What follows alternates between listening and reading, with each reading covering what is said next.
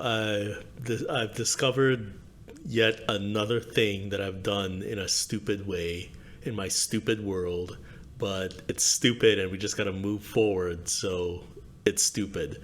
But on my Facebook page, on my Facebook blog, Spiralvent, I've been posting a lot of messages, but I've been attaching the send message button to that post. And essentially, what it does is it takes away all the links from the post so that when you click on the post or the link that I've attached to the post, it just brings up this message dialogue, but it doesn't actually take you to the link. So if I've commented on a video or I've said something about a podcast or anything like that, the problem is when you click on the link to the podcast or the link to the video, it just brings up a Facebook messaging dialogue. And you know what? It has a lot to do with Facebook. They keep changing functions, so it's hard to keep up with, especially when you have a blog that you don't pay attention to.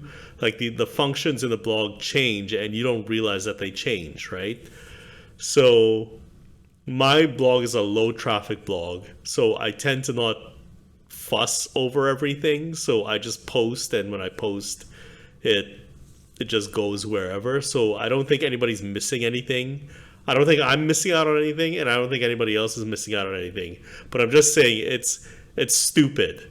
It's stupid all around. But I should have been paying more attention to what the blog was and what it was doing in terms of functionality.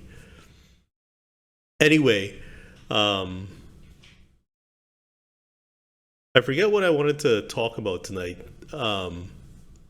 Yeah, I think I wanted to talk about trans ideology. Um, I think on both sides of the argument, on the scientific side, but also on the social side, people are saying that there is no such thing as trans ideology, right? Essentially, if you're trans, you're trans, you're trans. There's no debate. You know, if a man transitions to a woman, he or she is a woman, and that's the end of the story. On the scientific side, there is no trans ideology. It's just a matter of what your gametes are, what your genes are, what you are biologically. But somewhere in there, there's trans ideology. Trans ideology is somewhere in that mix of social and scientific. I just got to say that on the scientific side, it's important that we being us as a society and us as individuals as well, be able to say that even if a man transitions to a woman, he remains a man, she remains a man, biologically speaking. I don't think that's irrelevant. I think that's very important to the institutions that run society, because it's scientific data, and scientific data is extremely important to many different things that we deal with: medicine, sports. We it's extremely important. It's kind of like the basis on which we function. And scientific commentary or scientific data does not negate social realities, right? I mean, social realities of trans people still do exist. I don't necessarily believe that trans people are lying about anything or anything like that. I don't believe that. I think that trans people are trans for a very real reason. We just haven't figured it out yet. We still haven't gotten to that scientific understanding of why transsexualism happens, but we will get there at a certain point.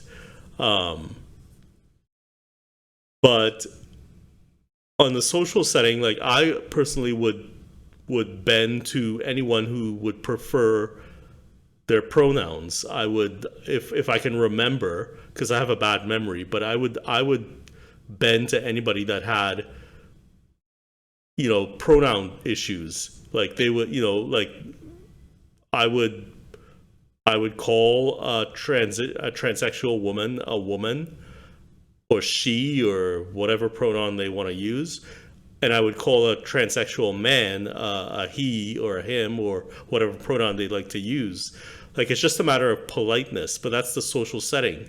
But like I said, it's still very important that in the scientific, in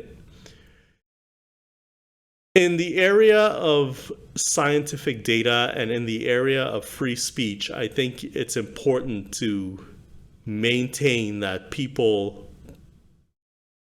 are what they're born with. So if you're a man, you have certain gametes, you have certain genes, and scientifically speaking, you remain a man, even if you mutilate your well, that's a bad one to say as well, right? But I mean, even if you cut off your genitals, like, you still remain a man. Nothing's gonna change that. So that's all I want to say about transsexualism. This is the science on transsexuals in sports is very blurry. It's very you can't get a definitive answer from any scientific body about the performance of athletes in the performance of transsexuals in an athletic environment. But for safety's sake, I think and for fairness sake, I think it's important to remove transsexual women from women's sports. I think that's very important, because they would have an advantage. They would have an advantage with their muscular makeup, with their genetic makeup. So yeah. Anyway, that's all I gotta say. Yeah, bye.